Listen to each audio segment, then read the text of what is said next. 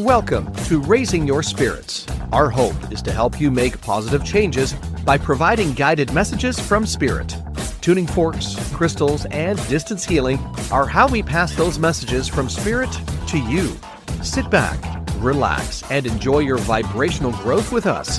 Tony Gyenis. Welcome everyone to the Soulful Ascension podcast episode, and I am so excited to introduce you to a very special guest I have today. His name is Tony Gyenis, and Tony is all the way from Canada, and I'm currently in Australia. And he's a spiritual guide, channel, founder of the Love Higher Self, and this month of February is all about love yourself, and that's the theme of my workshop this month. Though Tony's work is very heart-centered, and he's devoted to awakening consciousness and embodiment and living in alignment with your higher self to help humanity. And through his work, Tony supports people to reconnect with their love, plus release all the fear-based patterns, remember their true essence. His teachings are grounded, intuitive, and guided by spirit, and offering practical pathways for inner healing, expansion, and conscious living during this time of collective awakening. So welcome, Tony. This is the first podcast guest. You are the first for 2026. Well, so look at that. Welcome, and thank you. That's right. Thank you for being here. So, for those that never met you before, would you like to describe your work and the path that led you to what brought you here today? Well, thank you very much, Linda, for the introduction. Oh, yeah, it's been quite a journey. I guess we all have journeys that bring us to, we never know where things are going until we follow whatever our calling is. Many years ago, I had a moving company, and from there, it just developed into one thing led to another, and now I am working with frequencies. I use tuning forks and singing bowls. I use crystal bowls and gongs and so on, but my main focus is on tuning forks. I am a master teacher. I teach actually other practitioners how to incorporate tuning forks in their practice. So whether you're a massage therapist or a chiropractor or someone that does Reiki, there's so many different ways that you can end something with frequency. And that's basically what we are. We are light and frequency. If you look at any of our cells under a microscope, it's all moving. It's all vibrating. We're vibrating every minute. There's a frequency that we are all on. And one of the things I love about my work is that when people come in for what we call a tuning session, it's much like a massage, but there's no physical touch.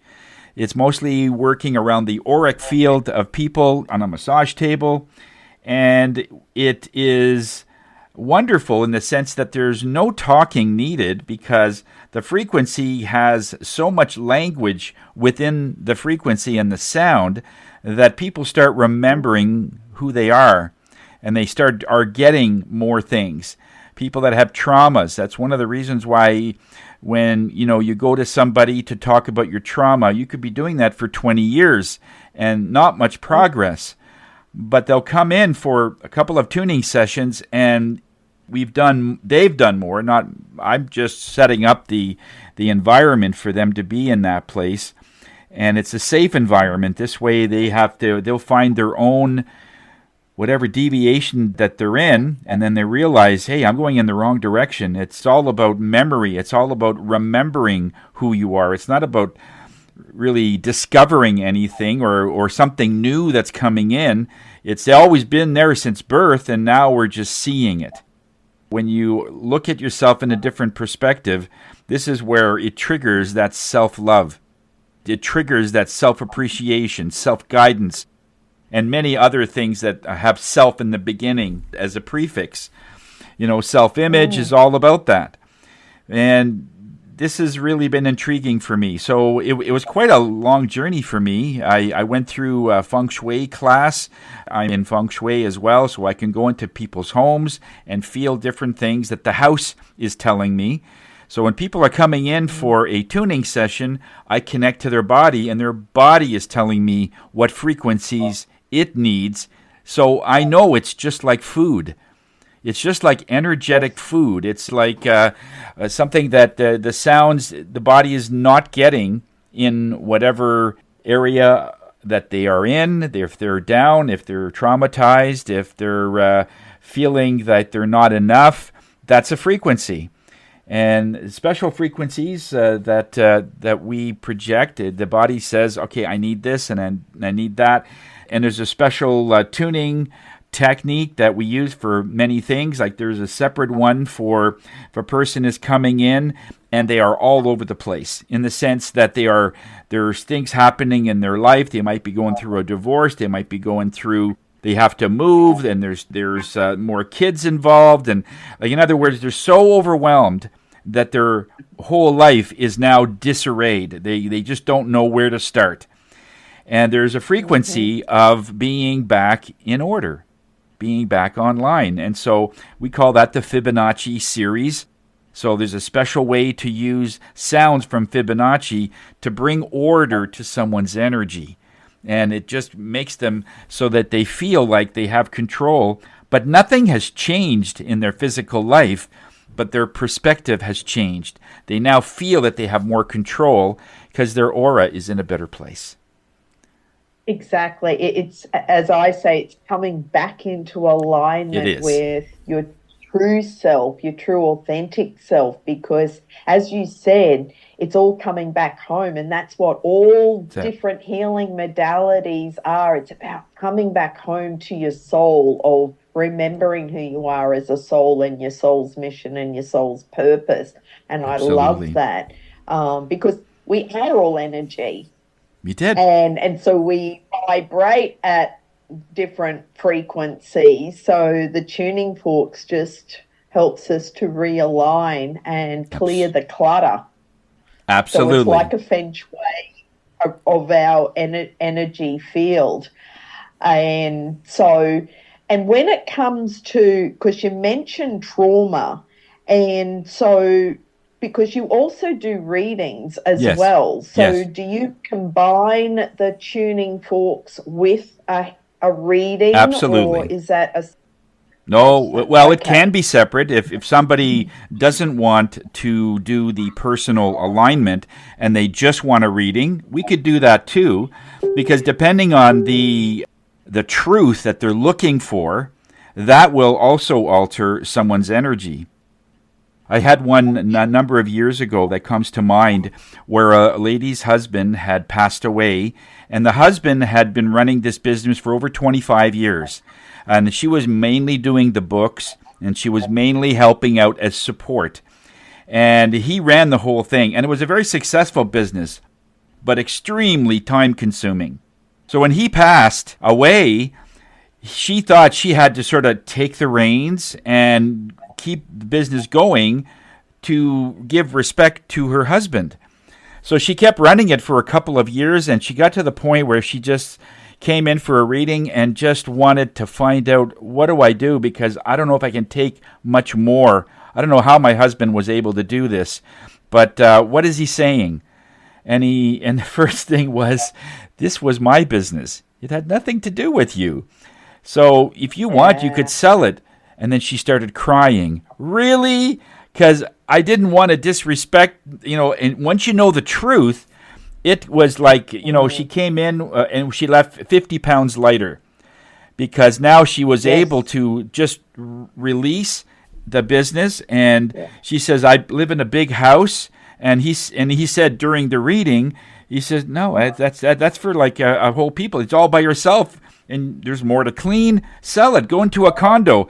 That's what I want to do, she says. And so all the things that she wanted was just there, and all she had to do was ask. And she got the truth. Didn't disappoint her husband, what she thought he would be disappointed if she didn't just keep this 25-year-old business going.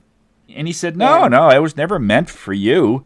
It was something that I cooked up, but it gave what it had to. And she had her tuning after that, because when you have that much of a shift in your energy, sometimes you just need to get it all cleared up. And we did do a quick tuning after, but it was, we do just readings too, yes.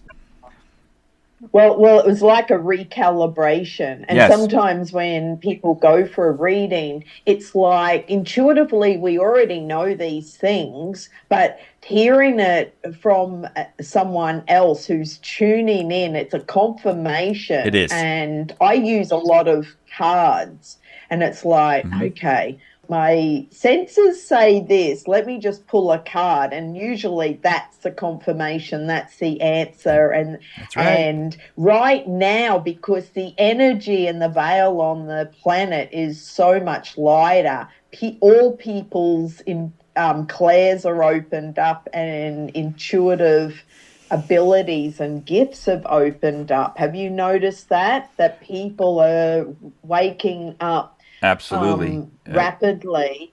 So, but right now, since it's February, and this is a big month, it is. Like, this is a massive month of awakening for humanity. We've got the solar eclipse, we've got the fire horse, the new moon, all on the 17th of February.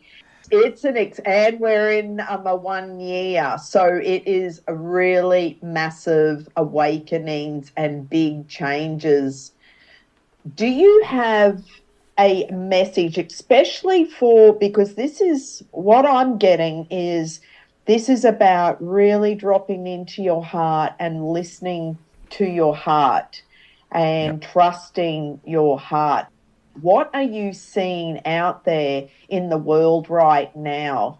And what are some tools or tips that you can actually give people to help, so in maybe they don't want a one-on-one session, but these are tools that, because I repeat a lot of tools in my lives, but what are you suggesting for people to connect with their higher self and start trusting? Well, this is it. We've always been able to read, or we've always been able to feel what we should be doing. The next step is to trust it. And that's where a lot of people are hesitating. But it's not always their fault, or it's not always their doing, because since birth, all of us have been designed and programmed to listen to someone else. At first, it's our parents, and then it's other people that say, oh, that can't be done, and then we just sort of say, oh, that can't be done. So we get programmed those limitations as we go, especially when we start reading other people's energy and we start reading our own. There's always this sense of, am I doing it right, or am I doing something wrong if something is happening? And this is very common, Linda. It's very much so. Okay, people always have this. But if you look at how the spiritual industry is tapped in, when you look at the matrix itself, this is the society that we are born into, and it tells you what to do. It doesn't want connected people as a rule. It doesn't want critical thinkers. It wants people to obey. You want people to follow what you're told and not ask any questions, all right? As soon as you ask any questions, there's already a resistance that, why are you even asking that? Well, I can ask a question, but they don't want you to. It's so that's what really is happening. What's happening also is that we've been trained to always look at something where you're almost there. We call it the energy of almost there. Oh, you almost got an A in this test. You got to try harder. You almost made it to being wealthy. We almost got it there. You were almost healed. You were almost got the courses you need. So in other words, this is where people feel that they're not enough. Because enough of those suggestions and those things in tests, they say, well, we are averaged, and based on the average, you got a C minus.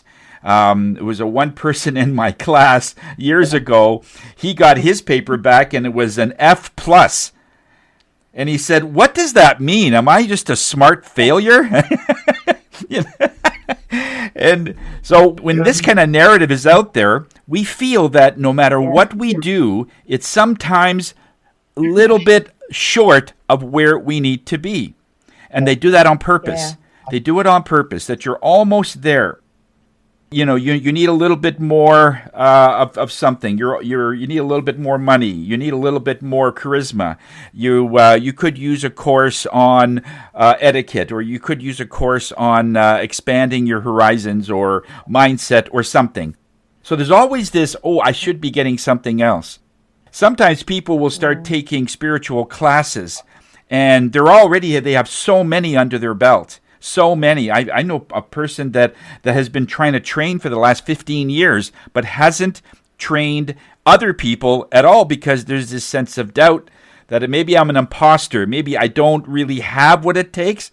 And they feel that I do, but what if I'm wrong? And so they take another class. But this is the part of the matrix that really gets involved with the spiritual aspect of where our society is. When the matrix says you're not enough, if you look at many of the spiritual classes, just the basics are online. It's like, if you have trauma, you need to take another class, or you need to take another, got to go into the wilderness one more time and yell at the lake or at the top of the mountain, or do whatever you need to take care of this trauma. And if it's still there, there's almost there.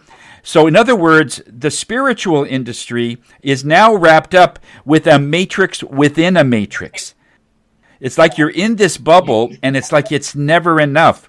You think that you can teach other people because you've got a lot of, let's say, courses. They'll take your courses and other people's courses, and they're already well established, and they are armed with many things that they could pass on to other people, and they should. But they still feel they need one more because it might not be enough. So really the answer here isn't, do I need to take anything else? One really great tip for people that are on a spiritual path is realize that your trauma was exactly what needed to happen to you to wake you up so that you could find a way to let it go. But you're not letting go of the trauma. You're letting go of the matrix within the matrix. In other words, this is enough. I can just step out. I don't have to let go of the trauma.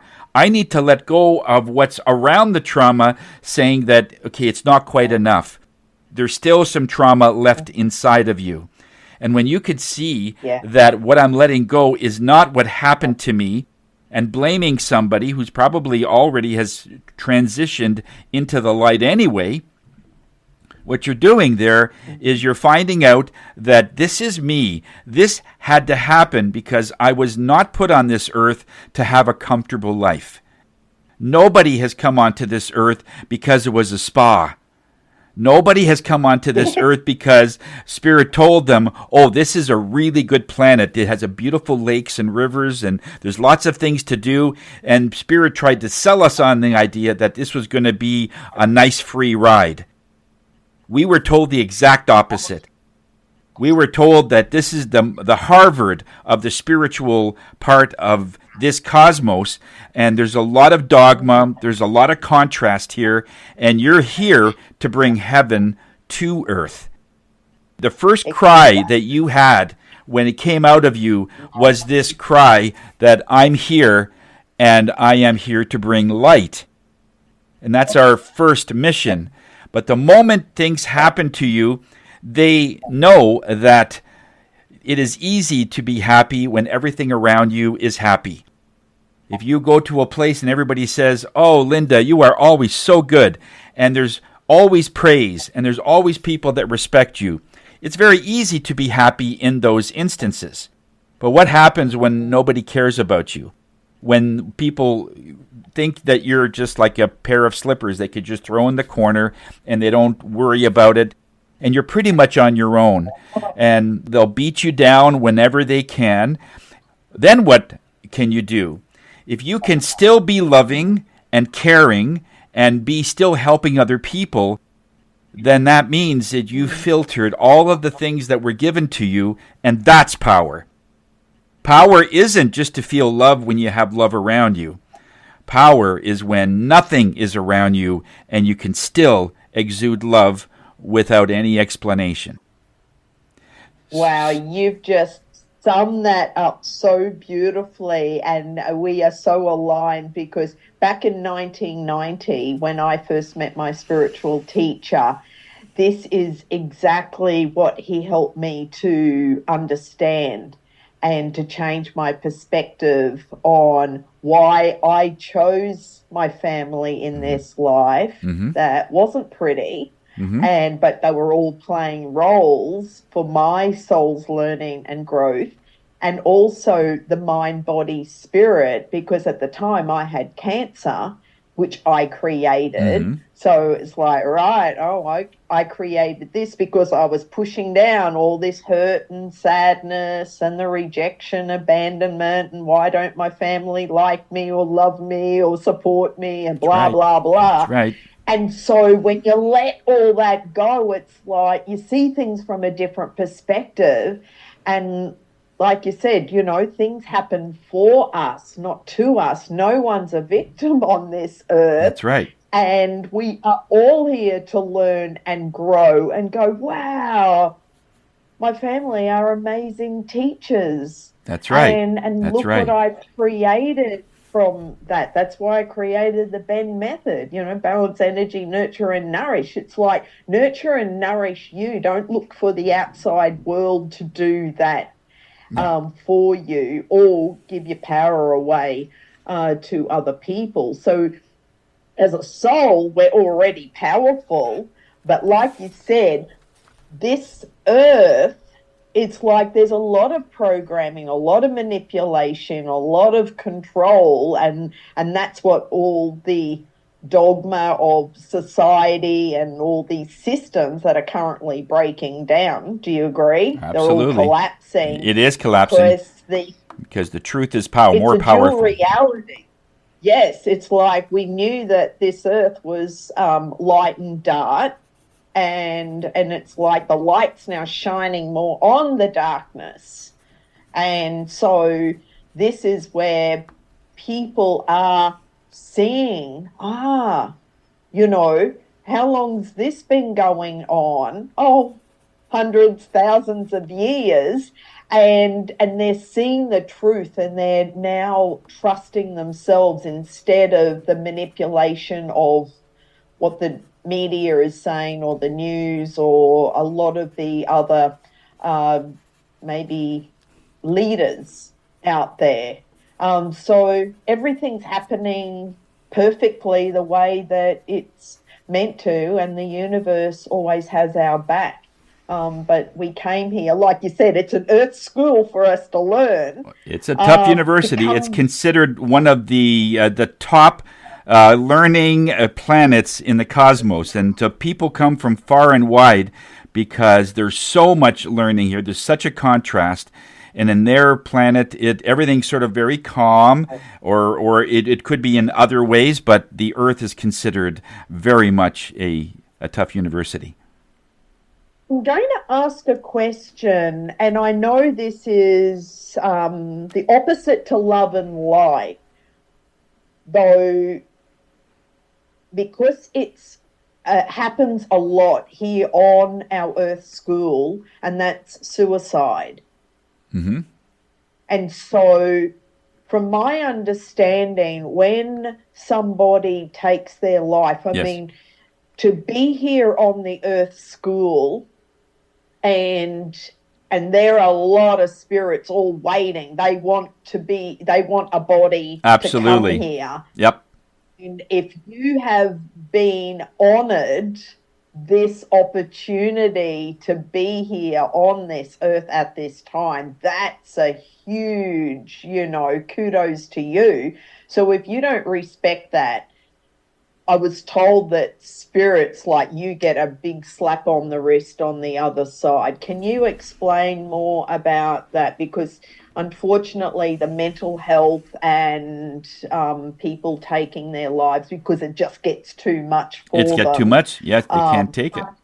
Or they, numb out with drugs or alcohol or other substances. Yes. And there's a lot of people that just are not taking responsibility for their feelings, what they're feeling, for their mental health, and going down some very dark roads. So can you explain what happens as a soul for someone who has taken their life from this playground? Okay, yes, yeah, we could go in that direction.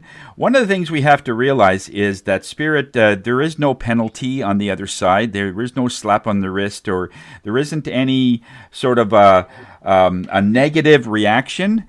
Look at it as if you wanted to go to the supermarket and you write down 8 things that you want to pick up. And you get there and you pick up 2, maybe 3, and then you go home. What happens? You're still missing 5. So in a sense, that spirit will say, okay, you got to go back for the other 5. So in other words, the lessons aren't learned. But here's the thing about it. Before we come in as physical beings, in non-physical, we have a number of things that we've promised that we're going to do in this life.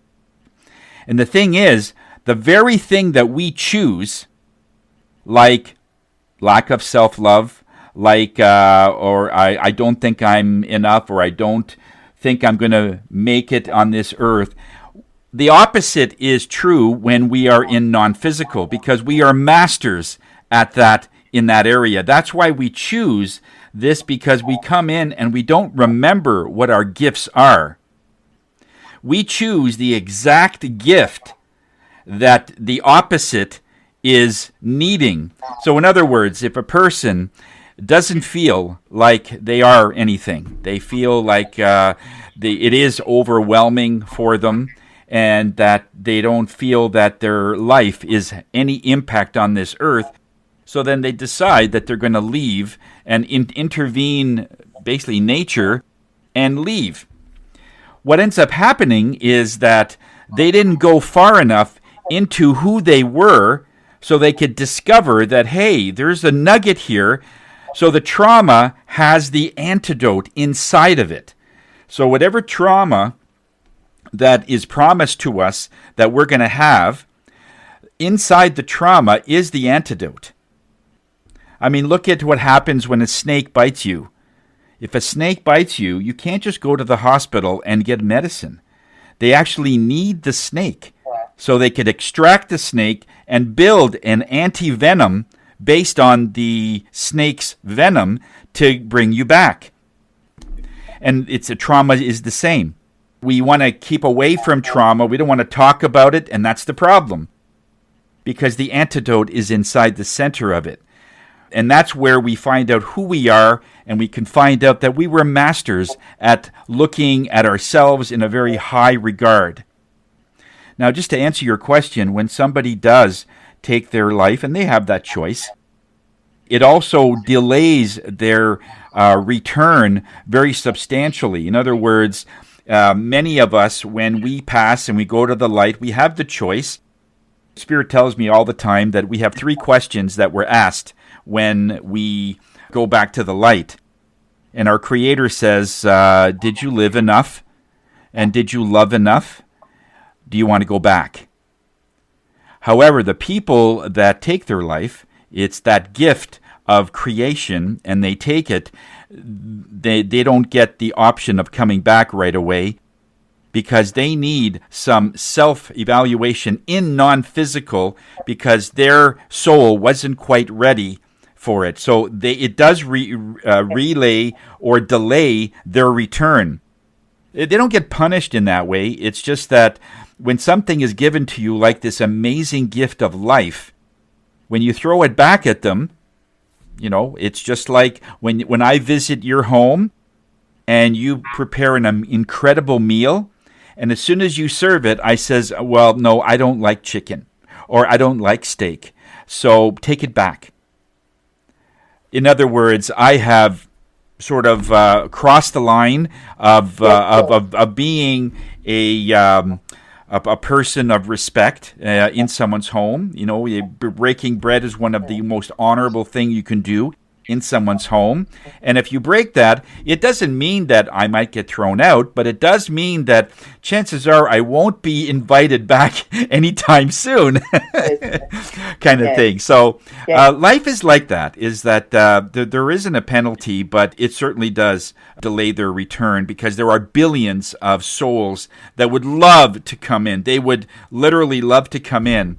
And they can't come in as humans, because not that there's a quota, but it's just that there's certain amount of souls that this Earth can do right now. And right now it's around 8-9 billion in that area. And a lot of other planets are more than that, and some are less. But a lot of them are more, and they're in a much better area. So they've used the numbers as, okay, this is about what they need. We have a lot of people that have a front row seat right now in creation to see how this earth will take total darkness and turn it into light. And that's creation. And not only did you leave before the main event, you missed being in 2026 is where it's going to start. 2026, this transition where the earth is going to be really moving forward, and you would have been taking part in all of that, and it would have been a very, very incredible time for that soul that left. It is what it is, and some people, I understand that it does get overwhelming, but for whatever reason, they're listening to the wrong voices. They were always getting something maybe of higher vibration, but kept discounting it, because we do have the gift of choice. No matter how much you want to give someone a better life, you can't force a good life on anybody. If they refuse, that's their choice. So suicide is a very big topic in spirit world again, and they will do anything to delay it. They'll put you to sleep, especially if you want to, send your car over a ravine or something. They'll make sure that the car is destroyed, but you walk away. Archangel Michael and many other angels that are connected to that type of thing. If you say to them before you leave in non-physical that if I get to a point, please make it so that I don't pass on or I don't hurt this what they call earth suits. Okay, we have these earth suits that our soul is wrapped around in or within, and that because I really want to learn what I need to learn. So some people will pass out. Some people will maybe take too much drugs and they'll pass out, and they'll just like overdose, but they won't die.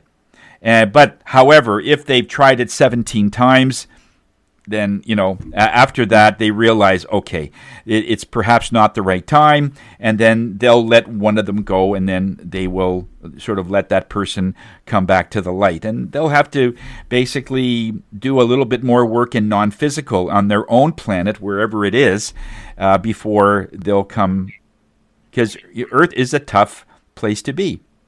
But there's always love in everything, and we need to sort of look at that in it. So those are one of the tools. Always look at everything that has a gift.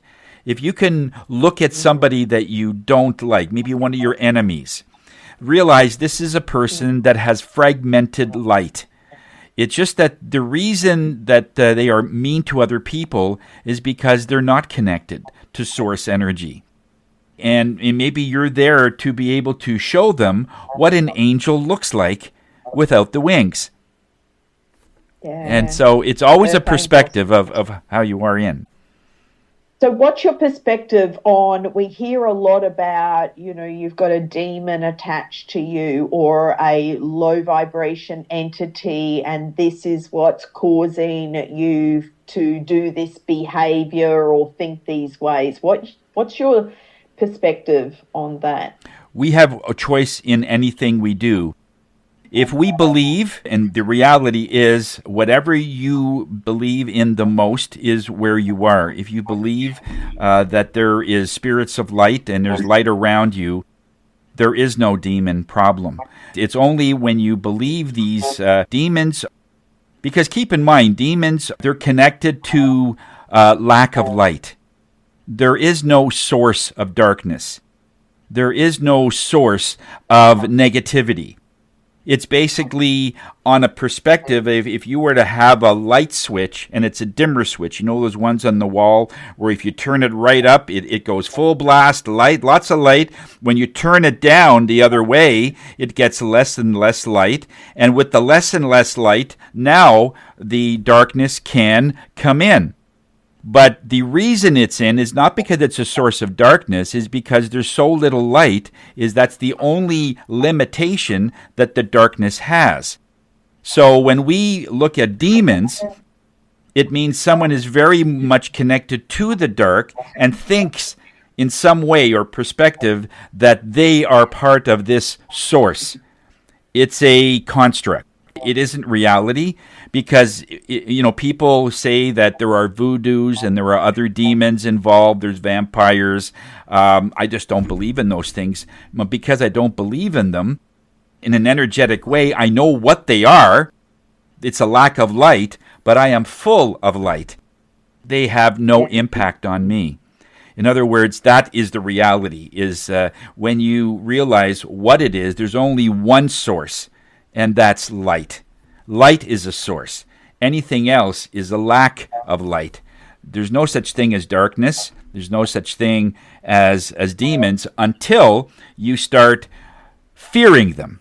Fear is a big catalyst, and the entire work that they do is they work a lot on convincing you that you are nothing, that you are lacking everything, that you are listening to the fact that they have more power, and you believe it.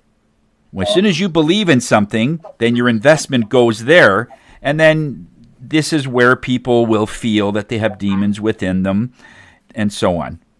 But it is a personal choice. If they're thinking fearful thoughts, is that attracting in low entities, and they just keep feeding that? That's right. And lowering their energy vibration, and then that's right. Then it's just downhill from there, and then that's where the trauma, and they get in their head, oh my God, this is doom and gloom. That's right. That's right. That's exactly what it is. They feed on fear. And just like any animal, as soon as any animal realizes that you're fearful, it senses it, and then and that's when it attacks. But how do you explain some animal like the badger, which is 1/10 the size of an elephant, and it isn't afraid of anything? There is nothing that little animal is afraid of. And so if any larger animal wants to attack it, it doesn't move. And so that scares the other one, because this should be fearful, and it's not. So they don't understand why the fear isn't in their blood, because they're not. They are just programmed to be able to. They know they are in charge. The other animals, they just concede because their position of believing in themselves is so strong that others can't bring it down, because they need the fear for them to exist. Yeah, regardless what people will say that, I have a haunted house, or I need more crystals, I need more protection, I need more of something to keep these negative entities and demons away. Well, that's exactly why they're there.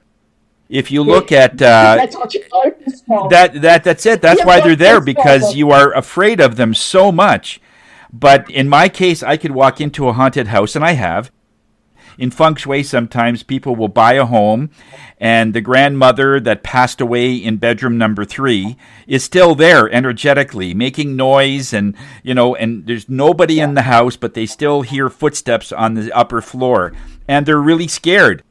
And that's why that it's doing that, because they get a rise out of it's almost like a fun thing when other people are afraid of them. But then I come in, then all of a sudden the footsteps stop, and I said, okay, let's have our tea right now. So I'll stake in a room, and I'll have a conversation with them. And in the beginning, all of them, many of them, are angry energies. And I said, why are you angry? And I just say it that way because I know I have light surrounding me. I've got all kinds of angels, so it's a non-issue. But they realize that this guy isn't fearful, like every other person. They're running. But he just has the audacity to sit and want to have a coffee or a tea or something. And I said, what's going on? Yeah.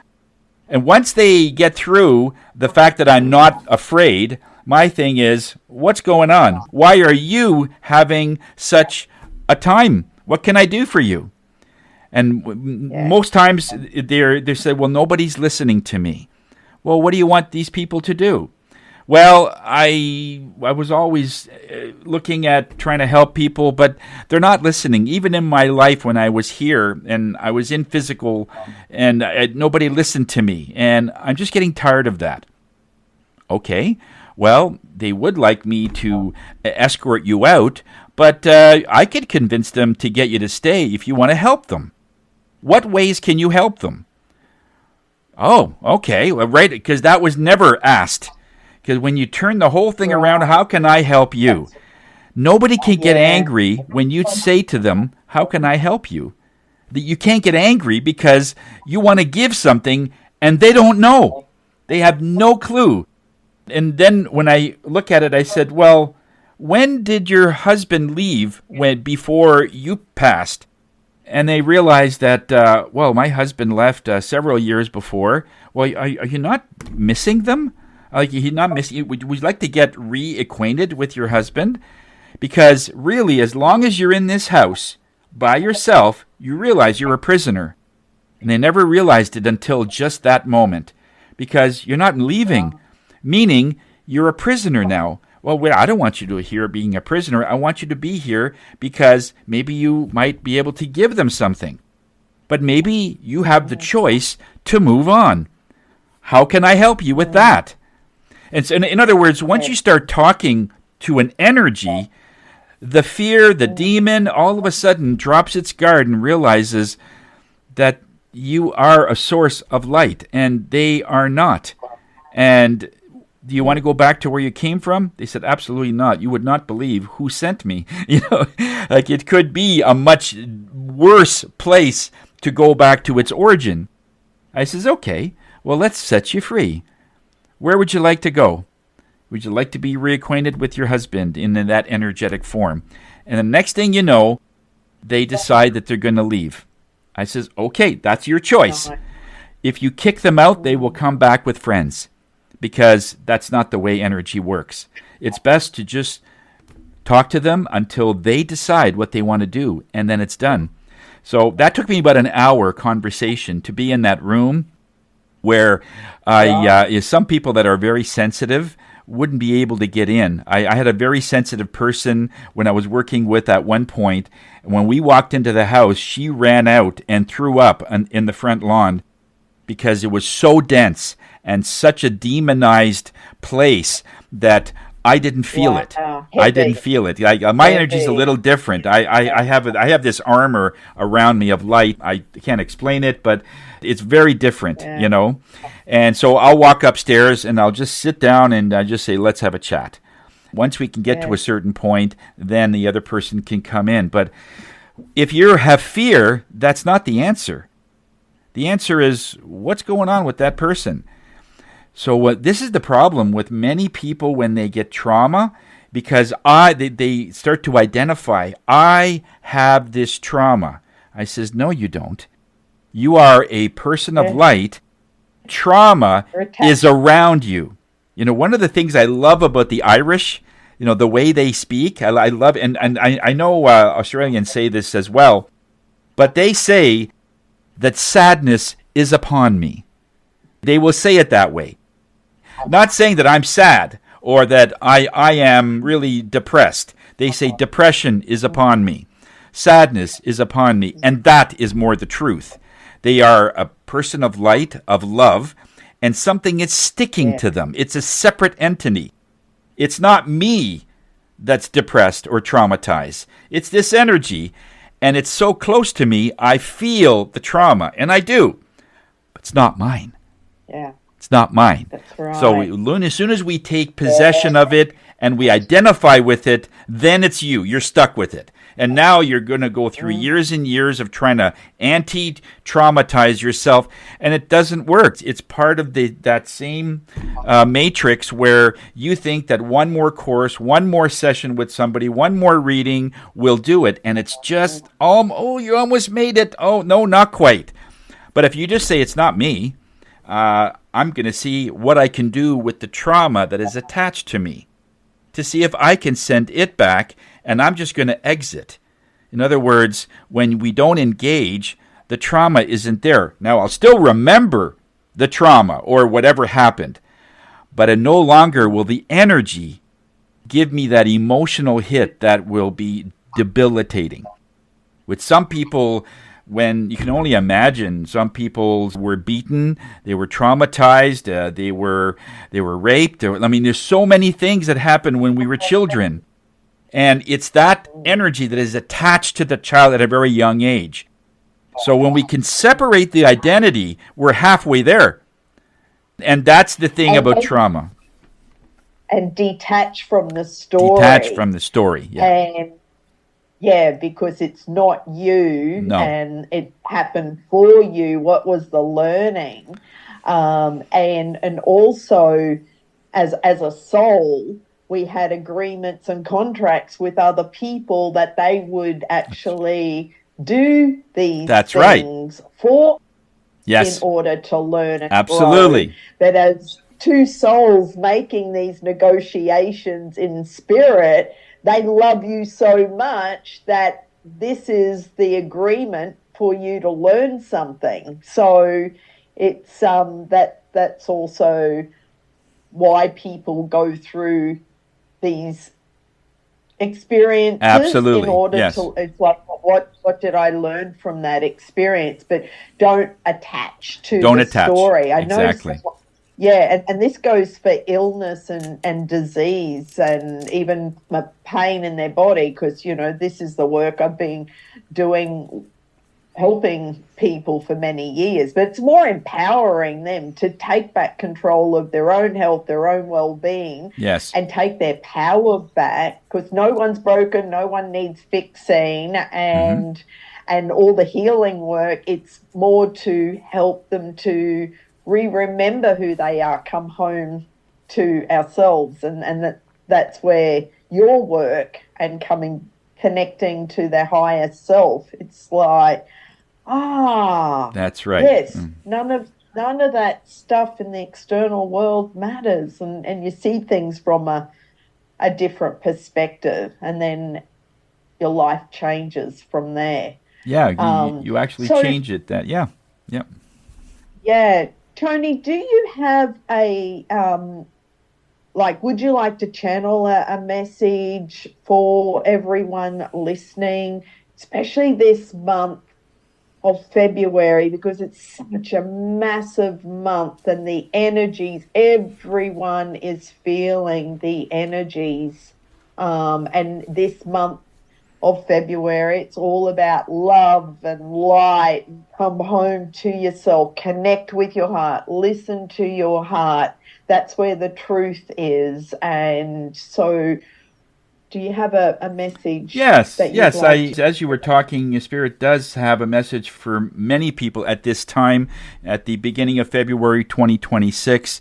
And of course, it goes a little bit in line with the energy of the fire horse, because we've had so many years where we've had the chance to be able to work on our whatever it is, whether it's an incident that happened, and some people, something that happened in a playground 50 years ago, people are still holding on to it, and they're always asking, why would something like that happen to me? And this is why there's no answer to that. There's no answer at all to the why. But the message is basically simple, is that you come in and we are so powerful that sometimes we don't see how powerful we really are. When we look at it as we have to be small, stay small, we have limits, and this was all designed in that way, because when somebody says you have limits, what do you feel? Do you feel that you have a limit? And if you do, then you're listening to whatever it is that you're listening to. But the whole idea here is we are all getting messages. Like all of us are mediums. All of us are psychics. All of us are feeling something, because what the reality is that our soul is the one that has the human body. The body doesn't have a soul. When we come in, we have this human body, but it is a very small percentage of what the soul is all about. It's like taking your entire body that, let's say, represents your higher self, your trueness. And if you take your little finger, the fingernail would represent your human body. So what ends up happening is, as we start doing the work, as we start realizing, I do love myself, I really do. And as we start saying whatever it is that we are believing and looking at the light in various different ways, realizing that we're not seeing light, we're seeing our reflection. And when we start looking at things like that, we expand our human consciousness, which means we see more of our higher self, which means a lot of people get more intuitive. A lot of people get more, there's just so much that they start looking. They start seeing auras around lamps. They start feeling what animals are doing. It depends what you're connected to. If people are really loving animals, they'll be more focused on that and looking at that area. Some people are looking at, they have different skills that they already has had, but because they are accepting the love which is inside of them, the self-discipline and the self-guidance starts coming in. In other words, we don't need a reading. Sometimes we just need validation. In other words, we are already getting, I think this is happening, I think that's happening. And even, the best reading, we say, that's exactly what's happening. Oh, good. So in other words, we already are there. Now we just need to accept it. Accept the fact that you're amazing. We have so much. I mean, scientists are still discovering what DNA is all about. Going back 20 years, they used to study the DNA with two strands, that helix that we see or that shows in many of the diagrams. Those two helixes is our DNA. That's not true. We have more than 2. We have 12.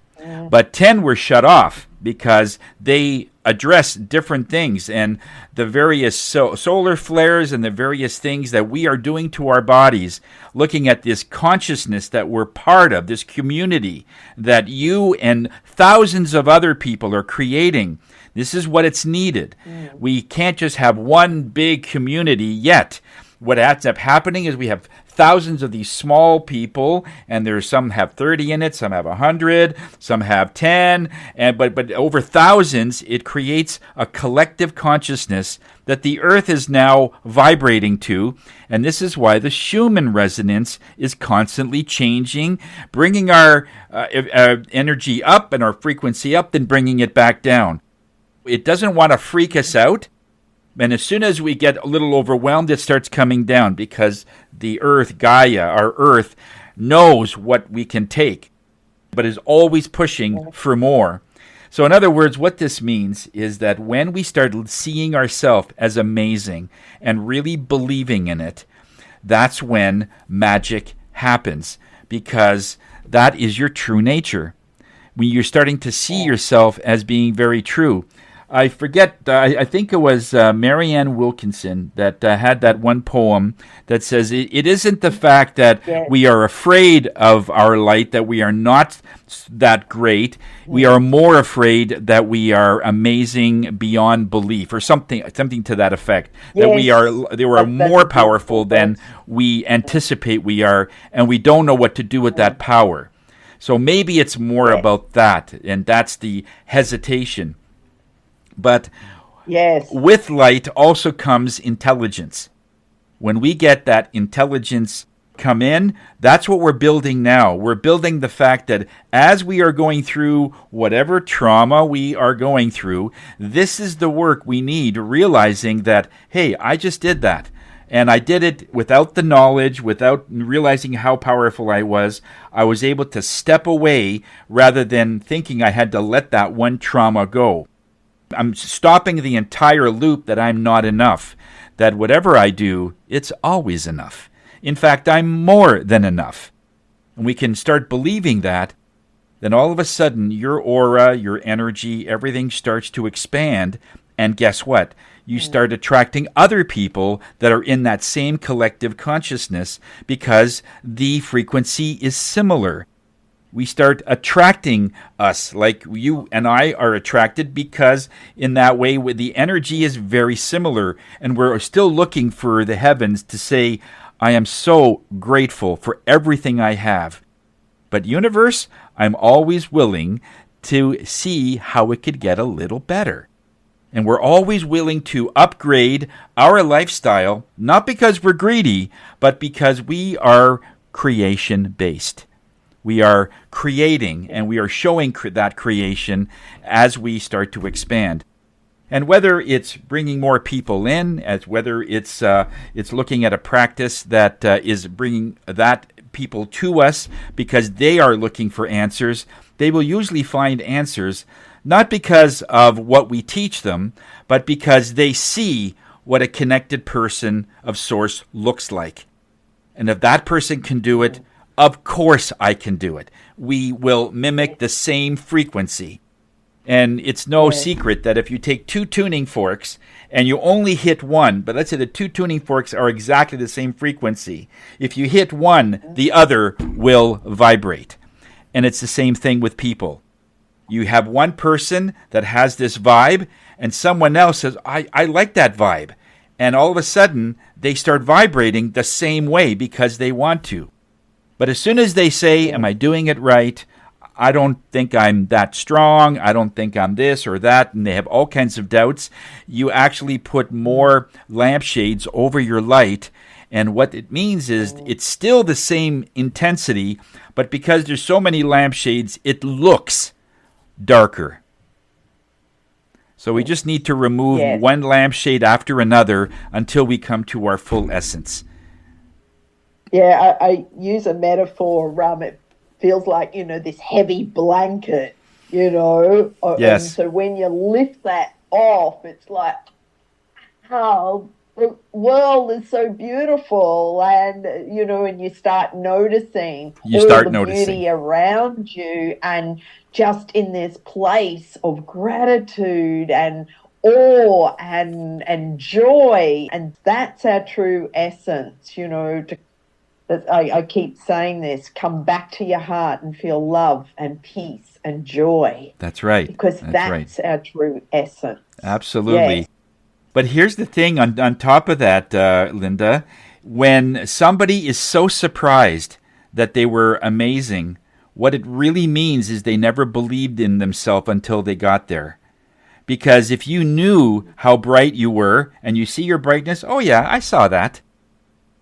In other words, there's no surprise. But if you're surprised of how amazing you ended up being, is that you had different levels of belief as you were going through it. Eventually, there was no belief. There was just a knowing. And that's even more powerful than belief. Yes. You mentioned the 12 strands of DNA, and this definitely is something that I resonate with because it's one of the workshops that I teach, which is Palua Healing. It's an enlightenment modality that shifts consciousness and expands awareness. And back in 2004, this really shifted me because how I explain it is, yes, we were conditioned that we only have 2 DNA, but we have 12. So imagine a house where only 2 of the rooms were wired up with electricity and the other 10 rooms were not. So through the attunement and what I teach in this certified course is wiring up all the rooms, so the 12 strands of DNA, and then our job is to turn on the light switches, and that's how you become full of love and light. Yes. What it actually is that this entire house, if we go to your example, actually everything is already wired, but it's just shut down. So all we have to do is hit the switch. But hitting that switch, it requires a little bit of emotional intelligence. It requires a little bit of a higher consciousness, because if you start flicking on those lights when you're not ready, it actually will rebound, and you'll only go back to the first two. The first one is basically survival. That's pretty much the root chakra. We just want to make sure that we're okay. The second is emotional energy. The third one is true origins, where you came from. And as soon as you start tapping into where you used to, not from this earth, what planet or what star that you are feeling, and sometimes the emotion comes out of where you used to be and what you came in and what your mission is. Then another light switch goes on. But everything's already kind of wired in there, but we have to turn them on, and that's the work. We have to be ready to turn on those lights. It's a great, amazing thing. Everything's already here for us. And that's why scientists say that some of the DNA and 97% is rubbish or gibberish, because it's not working. Well, that's because it's not connected. As we start evolving, those light codes in our DNA will automatically turn on. Okay, there are DNA forks that I use, and it's to relay the various patterns of energy, basically saying to the body that the moment that this person is a higher consciousness, we can turn on the next set of lights.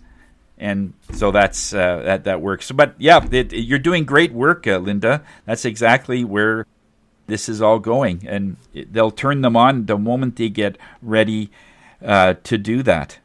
But that's the hesitation. Yes. Well, that's where the fear, there's only two emotions, love or fear. Which one do you choose? Yeah. And like you said, we have free will. So yes. And it's more about the timing for each individual when they're ready. And some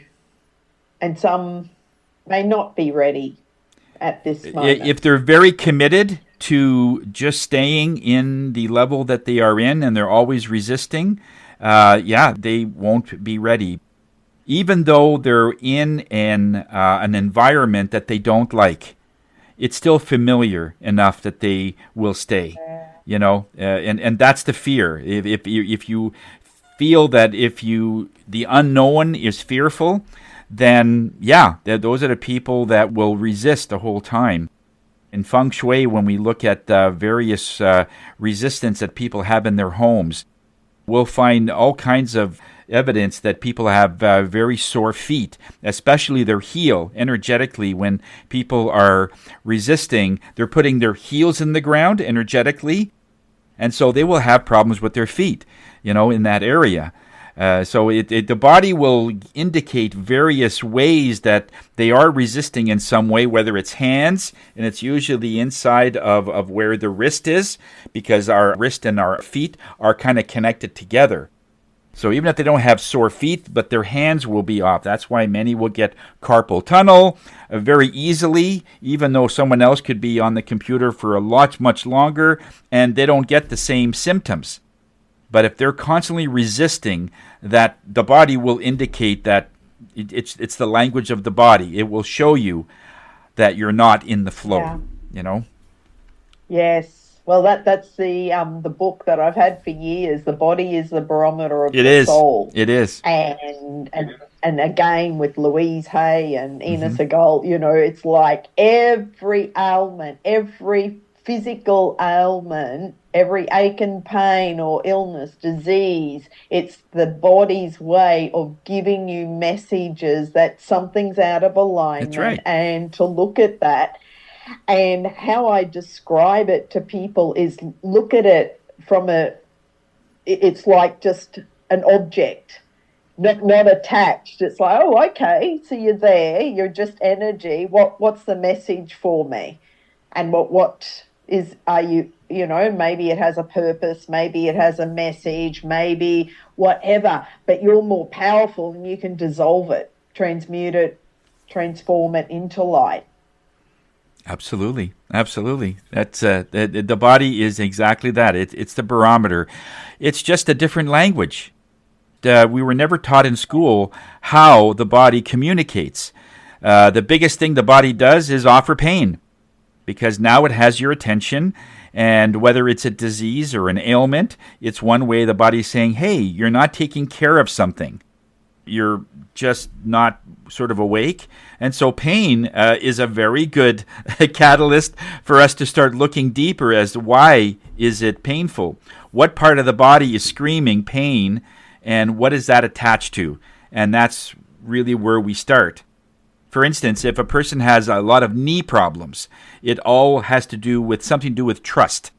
The left knee has lacking in trust of oneself. The right knee means you don't trust other people. So if you've been scammed and you never got over it, you're going to have right knee problems all the time. And whether it's going to be a sprain or whether it's going to be something that's always going to be there, the knee is saying you need to trust everyone. But then people say, well, if I trust everyone, they'll take advantage of me. And I says, well, look at it this way. When you trust everybody, how much does that cost you? And you said, well, it doesn't cost anything. That's right. So the only time somebody can take something from you is they have to ask you, would it be okay if I borrowed $30,000?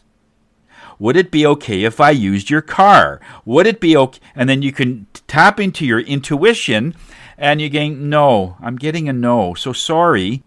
In other words, you can still trust, but you still have the final say on whether you're going to give something. And that's what people are sometimes missing, is that if somebody asks me something, right away it's a yes. Well, yeah, then in that way you have no boundaries. And that's what your knee is telling you, to start setting up boundaries so that you can trust other people very well. And it doesn't mean you can't trust them forever. Maybe right now you cannot trust this person, but in 2 years they might have an awakening, things would change, and then 2 years they'd ask the same question, and I'm kind of getting a yes, you can use my car, because they will run it with respect. But 2 years ago, no way. I wouldn't get the car back. In the same way, anyway. But so it's all about intuition. And when we trust ourselves, then all of a sudden the knee pain starts to dissipate, because the problem has gone, so there's no need for the body to yell anymore. Beautiful. And this taps into discernment. And like you said, trusting yourself and having those boundaries, because, again, things happen for you. Yes. And say you're blaming the person, you mentioned rape. Oh, but you actually on another level gave them permission, and you attracted them in because of your energy vibration, and maybe it was fear, and they went, oh, easy prey. Mm-hmm. Mm-hmm. And that's one thing. So sometimes I'll get clients that has happened. So we have to be very careful how we phrase that, so it doesn't sound like they're the ones that allowed it. So there is different ways that, just the vocabulary-wise, that it happened. And now how can we get past this? What have you learned? What have you gotten stronger? This reminds me of one story that I heard in a late night, where a lady, that did happen to her.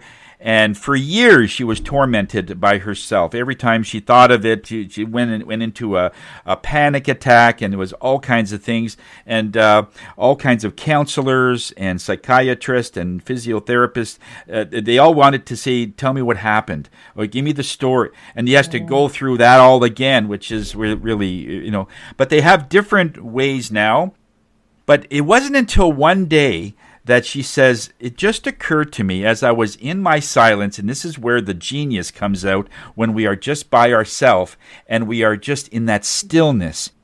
And then all of a sudden something comes out of you, and you start realizing that every time you play that recording of that horrible event, that person does it again, and then again, and it does it 1,000 times. So she started realizing that out of the time that incident happened, and it doesn't matter how long it was, 5 minutes, 10 minutes, whatever, that wasn't the biggest hurt. The biggest hurt was playing it in her head thousands of times again and again, was the major damage that she gave herself. As soon as she started realizing that I'm hurting myself each time, and then she says, I'm just going to not do that anymore. Not that I'm going to forget about it, but I'm going to say, no, you're not doing it to me again.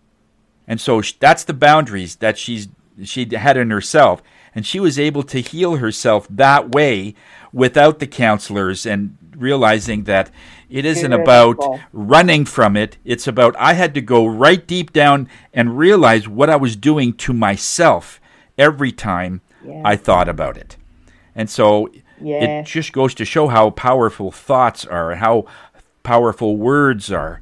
The words and bringing it in again on your own is the real effort. And so she did so much, and she made she opened up a coaching type of business for people that went through that event again and again, and they couldn't find what they want to do.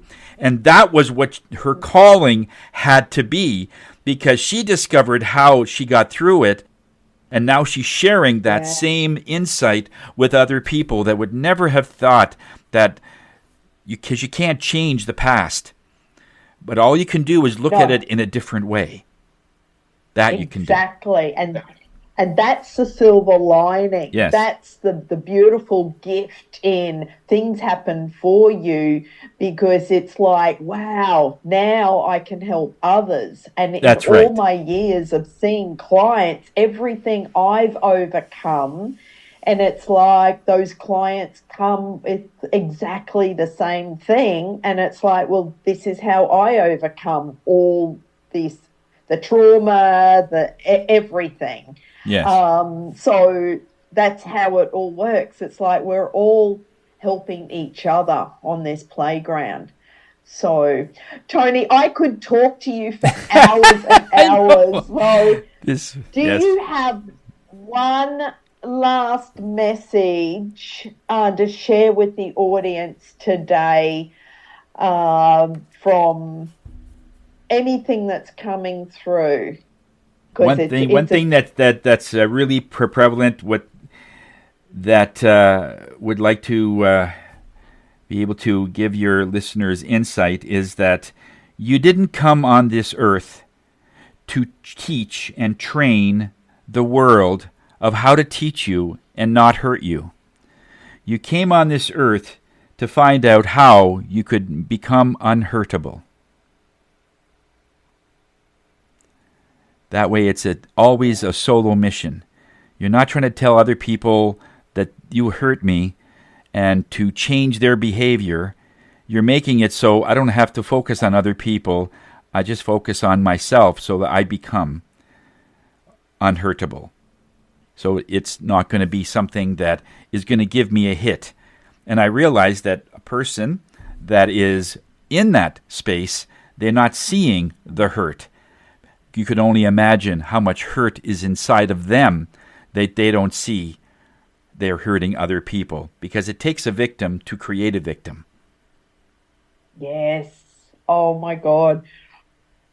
We could go down that rabbit hole and have a whole nother podcast, and maybe we will do that, because I've got so many more questions, but I'm respectful of your time, and thank you so much for being here and sharing all your wisdom and knowledge to everyone who's listening. So grateful, Tony. Thank you so much. Thank you so much, Linda, for the invite. Yep. My pleasure. And I will put all your details. Do you want to just quickly say what your website those that want to come onto our website, it's lovehigherself.com is our website.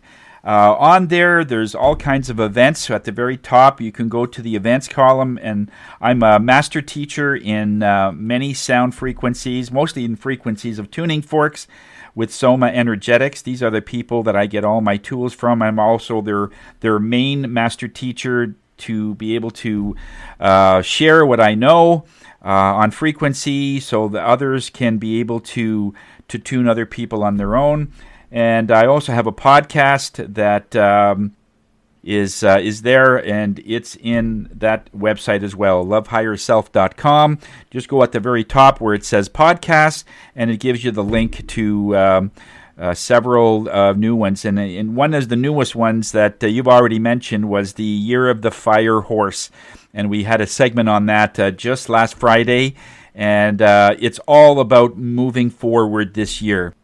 Anything that would keep you down, keep you hesitating, that podcast and one that you've just done, it says much the same thing in terms of just jumping on this horse and burning through and not pulling the reins if the horse is going fast. Be in the rhythm. Anybody that rides a horse, they have to get that rhythm of how that horse is galloping. You got to go with the rhythm. If you go against it, it'll buck you off. And so it's about feeling what you need to do and stop thinking. Just go with what your heart is saying, even it's never let you down. Yeah. Oh, I love that. Tony, thank you very much. You're a blessing to the world, and thank you so much. Thank you. I look forward to having you on again on another podcast interview. So, thank you so much. All the best. Bye for now. Say hi in Australia.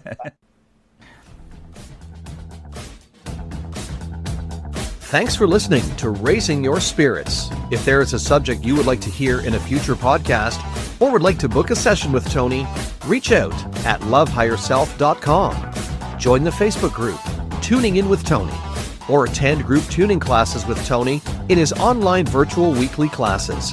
You can also access the YouTube channel, Raising Your Spirits with Tony. Until next time, namaste.